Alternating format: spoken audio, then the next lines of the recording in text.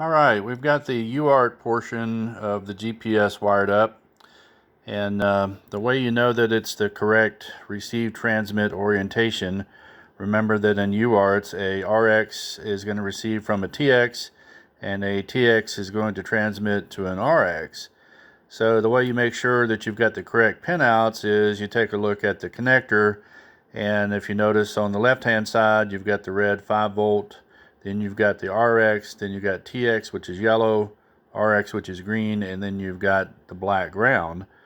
When you go to the other connector, that needs to be reversed. From the 5-volt VDC side, you're going to have that RX going to a TX, which is yellow, and you're going to have the yellow, which is the RX, going to a TX on the other side. So those two pins are always going to be swapped, and that's how you tell the difference. That's not true for the I2C bus.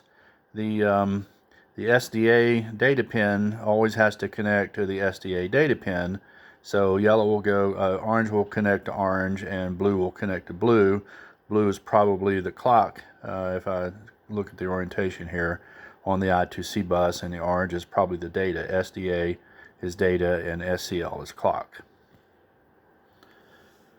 And of course we've got solder joints with each of these wires connected, red to red, yellow to yellow, green to green, and black to black. And we need to get another connector for the I2C bus.